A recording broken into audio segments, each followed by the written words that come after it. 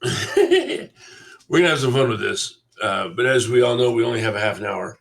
We're going to talk about writing adventures, and there's a lot we want to cover in that. So, without a whole lot of further ado, I'm going to give a quick rundown of who I am. I'm going to let Sig tell who he is. Not that he needs a whole lot of introduction to us. But my name is Curtis Baum. I'm the director of the Frozen Northern Reaches, as they call it. And I've been running adventures and GMing for about 40 years. I do write adventures occasionally for publication. I've written about 10 or so that are published.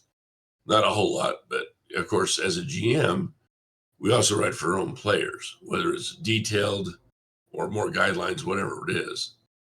So we'll be talking about both sides of that. Sig, you want to go ahead? Sure. I'm Siegfried Trent, lead designer for Evil Genius Games and co-creator of Everyday Heroes. And I haven't written a lot of published adventures, but I've written a ton of adventures and continue to run a ton of adventures over the years. But I think the only published ones from Evil Genius Games are the Little Cup of Crazy, which is on the convention circuit. And I did part of Escape from New York because it needed to be made longer for the cinematic adventure. So I added the details on the death race and some of the other encounters that kind of got put in there to make it a bit bigger adventure. But I got lots of opinions, and I read all the adventures that go through and kind of comment and kibitz and help people hone them up. So yeah, I got a lot to talk about. Half hour is going to be tough, but I guess we can go a little over, they say. So we'll see how it goes. I'll stick around as long as people have questions or want to hear more stuff. So where do you want to start? Sounds great. And that actually leads into our first topic. We're going to talk about how we write as both GMs for our players and how we write for publication, because they are actually kind of different. More the difference is the details and things like that. Sig brought up that he wants to talk about writing as a publisher to help GMs, support GMs. So I'll let him get to that in a second. As we're writing as GMs, we usually don't need as much detail, not quite as much structure, but many of the same concepts are there. We want to have a good plot. We want to have a good theme. We want to have a good climax. We want to have a good conclusion, things along that line. So Sig, talk about supporting GMs, would you? Sure, yeah. So I'll say this, kind of my point zero is like, there's no perfect adventure, right? So you cannot make the perfect role-playing adventure. That doesn't exist because it really depends on the game master, the party, the time of day, the way everybody's feeling. There's no perfection. There's just sort of how to make it better and maybe how to make it easier. So if you're writing for publication or you're writing for somebody else to run a game, then the most important thing is you got to think of it as your adventure is in the hands of the game master. A great game master is going to make it seem like a genius adventure. A weaker game master is going to make it seem like a weaker adventure.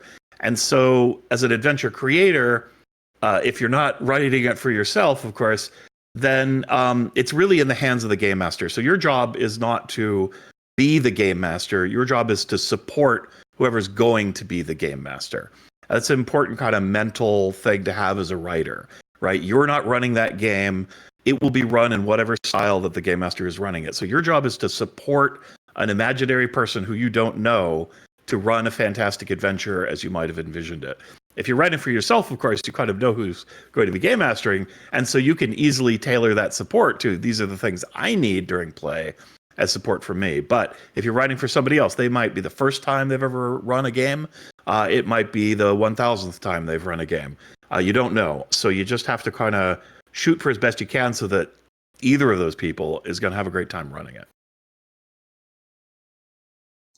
Right. And as somebody I've run a bazillion games, it feels like, over the years, when you've seized a writer who lacks that detail, it's hard to find like DCs you need for this skill, or what to do if the party does something else, things like that. There's a lot that you get missed in writing that doesn't support GMs well. But like Sig says, yeah, we want to make sure that if we're writing for somebody else, that they have all the tools they need, whether it's the stats for the monsters or the DCs for the skills or whatever else to fill in the gaps, the GMs will need that. So we want to make sure we provide it for them. Okay. Yeah, I like to. The next part there. Okay. Is that something to say, Sig? Go ahead. No, go ahead. Well, I was just going to tie into that, and it ties in with our themes. Okay. So when we write, we're writing for different purposes. Okay. We'll have adventures that we want to last all day, 8-hour adventures. We'll have adventures that are 4-hour adventures. We'll create demos that are 2-hour, if that, adventures. And we need to accomplish so much within that time frame. So when you are writing, that's one of the things you want to keep in mind. But also you want to keep in mind the theme, the environment, the atmosphere you want to set. And so as a GM, we know our players, we know our groups. As a writer for a publication, we don't always know that. So we might want to approach it that, hey, if this is your style of play, this might be a better approach, whatnot. With that, we had a question on, let's see where I'm at. We had a question on writing for a particular party in there. Or tailoring our stuff for another party. How would we modify something that, say, you wrote, Sig, if we have a party that just, let's say you wrote, Cup of Crazy, but your party decided to take a little more subterfuge or, spy style group. What would you do to adapt something like that? Well, I mean, to a degree, that's for the game master, right? So the writer of an adventure either is going to know the players that are going to be playing or not. So if you're a home GM and you're writing an adventure for your players, you kind of know what they're about, right? And you know how they like to approach things. So like my wife will fall asleep if there's not a combat every hour or so, right? Like she likes to fight stuff. So like I got to put some fights in the game. So knowing your players as a GM is a big advantage. If you're writing an adventure for publication or to share with other people, like at a convention, you don't know what kind of players you got, so you cannot do that. If you have your own players and you're going to run a game, and let's say you've got a game that's not going to lend itself very well to a stealthful approach, like the parties are all playing Warhammer Troll Slayers, and the adventure is supposed to be infiltrating a goblin camp. Right, and so they would go berserk the moment they see a goblin, and it's gonna not be a very stealthy adventure. So if you find yourself in this situation, like that's what the session 0 is for. And even if you're doing a one shot at a thing, it's good to establish up front, hey everybody, this is what kind of story this is, and so please play along to at least a degree. Otherwise, it's going to be very difficult for me as the game master. Players have a responsibility not to make their game master tear their hair out, I think. It's not 100%. I mean, it's not like you can't play around, but try not to just destroy the vibe and the style of play that the thing is intended for. So, we were playing A Night at the Museum earlier. That's lightweight. It's not going to be bloody violence. Right, it would be very out of character for the setting to play a character and be torturing people or something like that. It's a kid's game, so try to go with the theme. But it's also important for the game master to tell people. Not everybody knows what Night of the Museum is about, so try to establish that up front, even if you don't have a formal session 0. Just have a moment before you start the game to explain the idea and the genre and kind of the stakes that you're dealing with, and that'll help even things out. But if the game master doesn't talk to the players, they don't know. And who knows what they're going to do. And if you tell people make some characters, but you don't, and you have a specific game in mind, but you didn't tell the players, then there's got to be a mismatch. So it's really just about good communication. When it comes to designing the adventures, and you don't know what kind of players you're doing, well, you just need to give the game master some guidance. Say up front, this is what this kind of adventure is. Like if you're playing Crow, it's about pathos and an emotional journey and how the characters feel and feeling like badasses fighting against some evil villain, right? So tell that to the game master in the adventure so they can tell that to the players. And then you're not going to have to plan for every contingency. You can assume that within a band, right, that people will behave themselves and be participating in the storytelling. Like, you don't want to railroad people. No one wants to be forced, but it's consensual. Everyone's going to kind of go with the flow.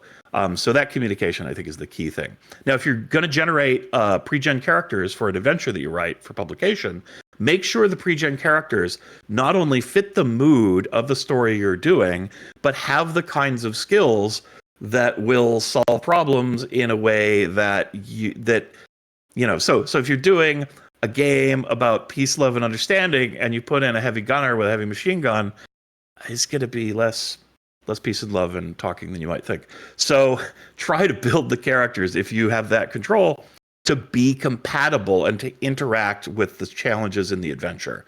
Make sure those guys, if you're going to have a lot of driving checks, make sure some of the characters can drive, right?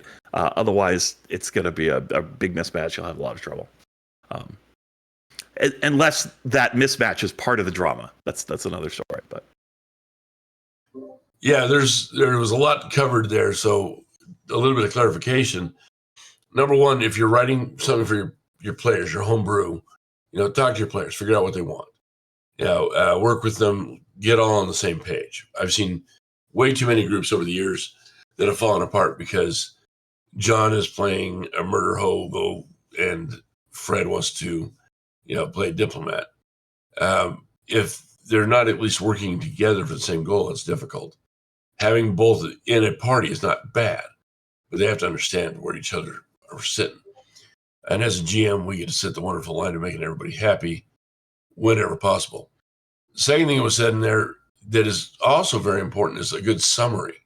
So if I'm writing an adventure to publish, I need to make sure that I write up front, like Sig was saying, say, okay, this adventure is kind of light. Don't expect a lot of combat. There will be a little bit. There's going to be a lot of skill checks. If that doesn't fit your style, you can either change the adventure in advance or this one might not be for you. That's just, a very real possibility. Not every scenario, every adventure is for every play group. And then kind of last in there, like you said, players do have a responsibility as well. Their job is not to make the GM's life hard. We're telling a mutual story. We're telling a mutual, a story is the best way to put it. We're making a movie together. And if your actors are going in a different direction than the director, we have a problem. So there's a lot that was covered in that. Yeah, deep breath there. Woo. Now, as a quick rundown too, I'll try to keep pace with the questions in chat, but we'll also have time here at the end. We should have plenty of time actually to talk about that. One thing that we also wanted to chat about when we're designing our plots, now that we got our basic theme, we got our basic, what we want to accomplish in it, we talk about inspirations as well. Okay, I have written adventures inspired by the weirdest things. I've written one inspired by an old, I don't even remember the actor's name anymore, but an old movie from like the 60s that I happen to watch. I've written one based on Willy Wonka. I've written one of the ones I just wrote, actually I'm still revising it a little bit, was written based off of a really bad anime I saw on Netflix. So whatever it is, you've got inspirations everywhere. I've seen them written based on songs. So keep on that. You got anything to add to that one, Sig? I'll just say that like theming is really important both when you're writing a game and when you're making an adventure. Same thing. Like as a professional writer, we do have to look at our things as a product, right? So we ask ourselves, who's the audience for this? What kind of people will like this kind of thing? And then you make sure that you serve that kind of thing. So we're doing Highlander, epic battles, kind of wild, destiny, traveling through time. These are themes you want to put in there. And if you want a game to feel like Highlander, it's got to have certain elements. And so all the cinematic adventure books have a little section that's like, hey, look, these are the strong themes for this thing. And it's the same if you're just doing a dungeon crawl or something. Like my theme is traps and hobgoblins, right? And so these are kind of the core elements I'm going to work with. Personally, as a writer, I'm a little unusual in that like I'm not always brimming with ideas. I'm much better if you give me the seed, give me a little something to start on, and then I will build off of it in any direction that somebody wants. They're like, oh, that's cool, great, yeah, I'll build out, I'll add to that. I'm a little hard staring at the blank page, going, what's this going to be about? I don't know. So I totally draw inspiration from this, that, or the other thing. Whatever I saw that was cool, I'll be like, yeah, what can I do with that, but make it my own. So I do that a lot. And you just keep it in mind, the whole adventure or the whole book, whatever it is you're writing. Does this serve the theme? Does this build the theme? Does it help with it? Or is it distracting, right? And you kind of, sometimes you have to go, you know what, that's going to take this. It's a cool idea, but it doesn't fit the overall picture. And so cut that out and find something that will support the overall theme. You also brought up something there that I hadn't mentioned yet. When you're writing, especially for like an organized play program, okay, I know that Sig's participated in writing a few things for Ego, for example, and a lot of times you'll have a creative director in charge of the whole plot for the season, and they'll say, by the way, this is your piece, you're writing this. And so you're going to have some of that when you deal with organized groups, especially, or even if I'm writing for specific games or specific companies, they'll have specific ways they want things. One of the adventures I wrote, just as the weirdest theme ever, was an author was complaining about his AC unit being repaired, and the technician couldn't figure out what was wrong with it.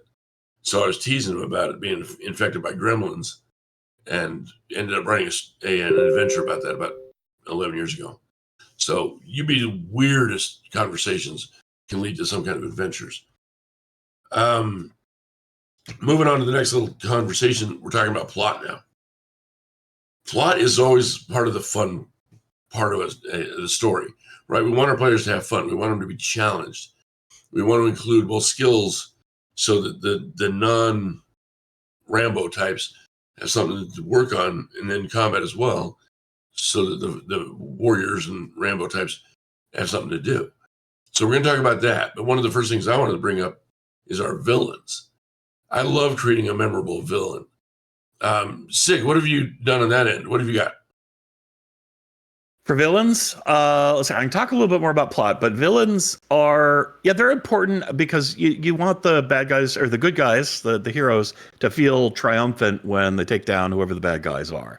I find it's hard to do really strong villains in, let's say, a convention adventure, right? It's usually more an interesting person they encounter. They get to experience a little bit of that flavor, but they're not going to really learn what the villain's about. It's pretty hard to develop that over the course of a couple hours. In a home campaign or a longer adventure, like if you're writing a big adventure series, then you really want to take that advice of how do you introduce the villain. You feel their influence as the thing goes on. It's slowly revealed who they are and what they're about. You really learn about them. They really hammer to you want the villain to have a moment where they've really made the players squirm and uncomfortable. And, maybe the players aren't defeated, but they are outmaneuvered in some way. And so when they do finally get the chance to deliver comeuppance to the bad guy, then they feel great. So, and I love, I used to do some acting, and I love playing villains myself. It's a lot of fun. I usually try to be a really nice guy, so it's great to pretend to be an evil guy. And when I'm running adventures, I try to have my villains be just the worst, just the most obnoxious, the guy you just really want to punch, or the girl you just really want to take down. And that just adds to the fun when the heroes do finally get the upper hand. And you want to give that villain the moment where they just, they crumple and they admit defeat and despair, and that just makes everybody feel good. Maybe. Unless you're running like anime, and then you have to have the friendship punch where the villain has to have some redeemable quality so they could join the heroes later. But that's for a really long campaign, right? So those are most of my villain thoughts. Yeah, it was kind of interesting. So season 1, for example, of the Redemption series, right, covers a major villain in the finale. And Sig and I happen to play at the same table in the finale at Gen Con.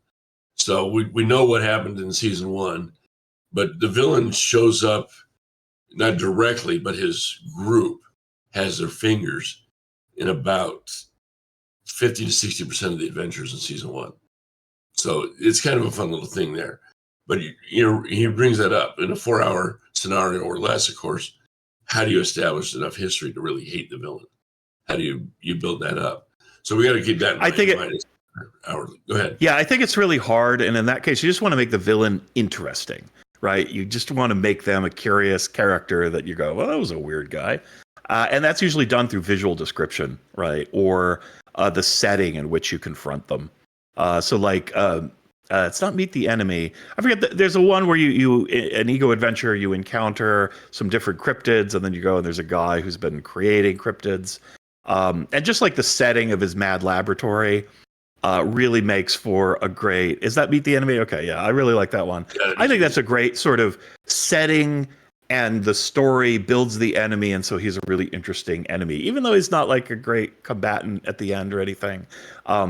But what he has done in the world becomes part of his character, and so it makes for a cool, satisfying confrontation. Yeah, and adding to that, he's a recurring. He shows up in another adventure later, but I'm not going to disclose too many, the evidence on that one. Okay, so we got our villain. We want our villain to be represented. We want a good climax. We want a good conclusion. Wrapping up the villain. How does that work out? Does the villain die? Do we find the body? As we joke about a lot, because you could always come back if you never do. Going back to cartoons. Never have the villain lose off screen. That's terrible, right? It's super anticlimactic to do that. Yep. So we're talking about twists, plots, things like that. But a few other things we wanted to talk about is play style, right? And every group has their thing. We've talked about that a little bit.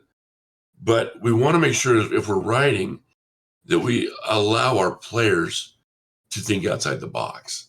And that can be some really challenging stuff as a writer, especially because as a published adventurer, we will never, ever, ever come up with everything a player will try. I've broken so many scenarios by trying weird things. So how do you deal with that, Sig? Okay, so here's the basic approach. I have a slogan that I've developed over the years, especially while I've been writing and working with adventure writers, which is don't plan how the characters succeed, only plan for them to succeed. So when you're writing an adventure, and if you're like, okay, so this is what's going to happen, the players are going to fight the bad guy, are going to beat him up, and then they're going to search for secret doors and find a secret door, then they're going to go through the secret door. No. They are in a room with a bad guy. The players will overcome them somehow. How they overcome them should not be something you write in the adventure. Only you should assume that they overcome them. Now, you can make a situation fighting is the most obvious thing to do, or maybe probably has the best chance of success, but you shouldn't plan that as being the only way the scene will come out. Maybe the characters will sneak past the bad guy. Maybe they will ambush them and take them down in one turn. Maybe they'll have a long conversation and convince them the error of their ways. You don't know, and you shouldn't care. You should only care that they overcome the situation, somehow get the clue that they need to get. Maybe it's hidden in a drawer. Maybe the bad guy tells them. Maybe they find it, somewhere else. Maybe they get a mysterious call from a stranger. Somehow they need to get the clue that they need to continue the story of the game. But exactly how they do it doesn't need to be dictated in the adventure. So plan for their success, but don't plan how they succeed. If you follow that rule, you'll be in great shape, and it'll be very easy to run the adventure. If you require the players to do certain actions, they have to push this button, they have to do this, they have to operate the crate to defuse the bomb, it's going to be really hard for the game master because it might not work out that way. Players might just choose to do something else. They might get a different clue because of how the GM describes something. Anything can happen. So just plan them on overcoming. You throw the challenges out, let the players figure out how the challenges get dealt with. You can offer suggestions to the game master. That's totally cool to say, hey, this is a way to resolve it. This is a way to resolve it. This is a way to resolve it. But also just, the players could do plan Z. And your adventure should be okay with that, if at all possible. If the plot requires very specific things, you need to use your best thinking to get inside imagine yourself in the situation and create every clue, every influence possible to naturally, psychologically lead somebody to the conclusion you want, rather than just saying this has to happen, right? But ideally, you want to avoid that. So that's my main thing. I've written a lot of our adventures, and they're like, oh, the car breaks down, the players have to walk, and I'm like, like I'm pretty sure these action movie heroes can deal with a broken down car. Like there are a lot of characters that can fix the car. They have plans. I could summon a plane. Like if I'm a tactician hero, like that kind of obstacle in order to force player behavior is gonna fail in an adventure in Everyday Heroes, especially. Yeah, I've seen a lot of that in different things. You play an online game, and like Dungeons and Dragons Online, for example, fly is a part of D&D. It has been for fantasy adventures forever, but you can't fly. It doesn't exist in that game because they want to shove you down the dungeon certain ways. When we railroad our players, they fight with us. If we give them all the tools to build their own railroad, that's something else. So I've seen some really good adventures written that say, okay, if you approach them politely, there's like this, this is the DCs. If you do a little kiss up, their ego loves it. This is the DCs. You try to intimidate them, they're resistant to it or whatever. These are the DCs. So they set some guidelines for those kind of situations, but they don't, no, this won't work, that won't work. Don't try that. Those are really bad when you limit your players, because some of the most interesting solutions that I've ever seen, and this includes definitely Everyday Heroes, are not written in the adventure. I've seen too many of them. One other thing that we wanted to talk on that, I mean, we got a lot of player agency and encouraging the creativity of the players because you're building this story together. GMs like to, our job is to make sure the game runs smoothly, but a lot of times it's a little tricky.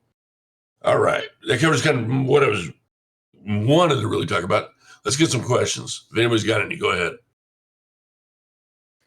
Sure. Well, there's one here. What are your favorite cinematic tropes to work into adventure, presuming it'll work for your group or customer? Yeah. So, like when we're doing a cinematic adventure, some people might say, okay, we're doing an Indiana Jones adventure, and so I'm gonna put a temple trap in it somewhere, like some elaborate kind of dungeony trap. Like, is that kind of rote and expected? Yeah. And that's why I put it in there, because that's what a thing that you expect from an Indiana Jones story, right? So I will lean into stereotypes of story and adventure because, it signals to players what kind of game are we playing, what's going on here. And so, yeah, you should do some things that people expect. Not everything. You should have some things that people don't expect that surprise them a little bit. But I'm always going to make sure those set pieces are there. Like I was working on Everyday Apocalypse, and it's like, well, a cool Mad Max style car chase is just like the best thing in those films. Every one of the films has it. We all think about it. So am I not going to include one? I'm going to include one, right? Like it's going to be in there because, yeah, there it is. Now, if we're doing a long campaign, we don't want nothing but car chases, right? But you're going to want a set piece here and there that is exactly what people expect. So I try to follow that line, right, and give people the kind of experience that they're looking for. Especially in Everyday Heroes, it's kind of a play the movies kind of a game. So totally going to do that. Yeah, I kind of tied into that. Star Wars isn't quite the same if you don't have lightsabers and the Force. Star Trek's not quite the same if you don't have Starfleet. You can run with them. The universe exists, but it just feels missing. We got another question here about how much world building would you do when creating a short campaign or one shot? That depends a lot on you. I am a weird developer myself in that if I create something like even a new race, I have to have a place for them in my world. So I do a lot of world building, but that's not always the case. So any thoughts on that one, Sig? Yeah, I'll just say it's interesting, working with different licensed properties. And I usually research the director of the movie, or whatever movie we're doing, and learn about the making of the film and the intent of it. And I go pretty deep on my research. So, there are some filmmakers like John Carpenter. Does he write out a big world Bible about all the things? No, he doesn't. He just writes a script for the movie. He imagines whatever pieces, and the world building comes from whatever happens in the movie, tells you about the world that they're in. And so like there isn't that sort of deep background. Now there's a story there and there's a setting, but the story comes first and it builds the setting. Other people, create an elaborate world for the world, and then that setting builds the story. Like now I don't know with Highlander if they created a whole idea for it. I imagine it went the other way, but let's say you created the set of the rules of the game, and then you're like, what kind of story can happen based on the constraints of this world and how those constraints speak to this particular story and shape how it's going to come out. I think both of those approaches are fine. It really just depends on who you are and how you like to do. So I do a little bit of both. Like when I'm game mastering a home campaign, what I usually do is I plan about one session ahead or half a session ahead. So I know where the game is going, but I have not invested a ton of work in that because my players might shift in a new direction. Yeah, I once had like a cool haunted castle in a scary forest, and I wrote up the trip to the castle, and I described the scary forest. The players got one look at it, and they're like, nope, I don't want that. That's too scary for me. We're going the other way. I'm like, oh, good thing I didn't build out all the floors of the castle, right? Because that would have been a big waste of time. So yeah, it really just depends. You need to plan ahead a little bit, but if you do too much, then you're going to push your players onto that railroad. If you're writing an adventure for publication, you kind of have to have the railroad, and you just have to be smart about how players can rattle around, right, and be making choices, and that they will naturally make the choices that will lead to the conclusion of the story. So different paths through the same dungeon end up on the same railroad on the outside, that sort of thing. So any more questions we got floating around in there? As your questions come in on that one, world building, like there is a castle here, but I don't need to map out the castle. Kind of like Sig was saying, I'll know that this area is hilly terrain. That area is ocean, but I don't need every grain of salt in the ocean. Kind of like that. So next question coming up here. I can see somebody typing. Maybe. Sure. Well, let me shoot out a thing that I often have to tell first-time adventure writers doing a published adventure. You're not writing a book. You're not writing a novel. You're not writing a movie. An adventure is its own format, its own kind of thing. It is a story in which you don't decide what the heroes are going to do. You have no control over your main characters. And you always have to kind of keep that in mind, that I am not dictating the action. I am setting the stage. What happens on that stage is not my responsibility. And so that's just a really important thing to keep in mind. Too many people come in and they write a story and they're just imagining what the heroes in the story are doing.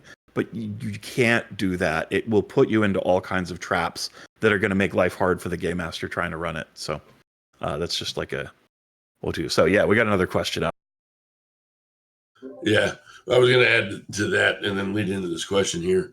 So you can't have your ego as a GM. Your players want to run the story, and they should run the story. We're here to let them have fun. And so if the players try something and avoid the spooky forest, you can't be butthurt that the spooky forest got avoided. It's part of the game. Now, the question that he's asking here is the heroic journey. It's a very, very common trope within movies, within adventures, and everything else. As far as running an adventure, in my case, do I have a hero, a reluctant hero dragged along by a veteran that soon gets, disappeared, murdered, whatever, and the hero's stuck in the middle of the adventure? Depends. As a long realmscape, I have done it several times, but on a 4-hour adventure doesn't seem to work, in my opinion. What do you think, Sig? Yeah, I agree. Story arc like that, hero's journey, is for a campaign. It's tough because you got 4 to 6 heroes that you're telling their journey. and they may be happening at different paces. One character's kind of like tied in story might be at a different pace or a different resolution from another character, because each player is kind of on their own thing. And some players just like to kick back and let the story happen and aren't gonna like care that their character is going to develop all that much. Other players are going to be really invested in having that dramatic arc. So you just kind of got to feel it out. I think it's a good structure to think about when you're setting up a campaign, though. And you can treat kind of the party as the hero. They're going to have these difficulties. They're going to have these moments. They're going to have realizations. And so it is a good archetype, but it's a little less applicable than a movie or a novel. Yeah, you can have a mentor there early, like a Dumbledore, but you got to be very careful about stealing too much limelight from the heroes. You don't ever want to do that. Any other questions floating around, guys? Oh, yeah, Eric is reminding me of some advice I gave. Yeah, it's a trap. Your NPCs are not the stars of the story. They're not the main characters. Even if you made the best villain in the world, they are not the main character, right? They are a tool for the characters to interact with, something for them. Now, I'm a hammy guy, and sometimes in my games, my players will fall in love with the villain, or they'll love some stupid NPC that I'm voicing, and they kind of become part of the story. But like, you're not trying for that, right? Like that's not the goal. So it's really important to go like, yeah, the players are making things happen. They are reacting to your villains and the bad guys, but they're the ones that are really supposed to be driving it. Even if you wrote the story ahead of time, it should feel like they are making things happen. Yeah, that reminds me of one adventure, for example. We had just an orc, a campaign actually. We had an orc threat, and this one orc surrendered, didn't want to fight because all of his buddies had been slaughtered. And so, in this case, it was my wife, decided to convert this particular orc to her religion. I didn't even give this orc a name. And then he became this major paladin character that was being converted over months and months and months of gameplay before it became his own character. Let the party run the game. You just fill it in. You make the color to their story. I've had a little girl character that just was traumatized by an event. She became a major recurring kind of side character that added up a lot. So that happens. We roll with the punches. Yeah, I once had the party try to elect an NPC as the leader of their party. I was like, I killed that guy off real quick. Like, I'm having none of that. You guys have to decide what you're gonna do, not me. As much as they try. Yeah. I want to run down a couple quick points. I had this like 10 points. I don't have time to go over everything, but a couple little things for you. One thing I try to tell all our writers is hot sauce, right? The idea behind hot sauce is put something interesting and unique and different in all your stuff. Like, you can follow all the tropes in the world, but just have that one like dissident or kind of odd thing, not to change the tone, but just to spark interest. The example I use is the 2 Total Recall movies. There's the Verhoeven Total Recall movie, which is lathered with hot sauce. It has a lot of crazy things in it that are not important to the story, but we all remember a given moment: the exploding head, the triple-breasted prostitute, the pulling the thing out of his nose. Is any of that important for the plot? Hells no. The other movie has the same plot, but does it have that stuff? No, it doesn't have much hot sauce. It's a perfectly good movie, but most of us don't really remember a lot of what happened in there because it doesn't have that. So if you're really trying to wow people and make things memorable, think of what your hot sauce is. Try to sprinkle in something that is going to surprise and delight people and that they'll remember it. A WTF moment kind of a thing. So it's a little piece of advice. Yeah, it fills in a lot of the depth of the campaign, makes it more real. As an old saying is, a character sheet is 2-dimensional, but the character needs to be 3-dimensional, and the world needs to be that way too. You don't want to create just a flat sheet of paper. You want to fill it in. You want to color it. You want to make it 3D. We appreciate you guys attending, and we've had a blast here. hopefully we all learned a lot. I know I enjoyed talking to Sig about this stuff. Any closing comments, Sig? Nope. But you could always reach out to me if you got questions, you want advice on something. I'm lingering around. I like teaching people stuff and helping people out with whatever they're passionate about. So, feel free to reach out if you want to run something by me, and I'll do my best to answer. Yeah, he's been really good to work with. We've had a fun conversation at Gen Con and Origins, both actually, about some weird thoughts. Anyway, thanks again, guys, for joining us. Hopefully you had fun, and we will catch you later and hopefully next year at the next Nacho Con too. Have fun, everybody.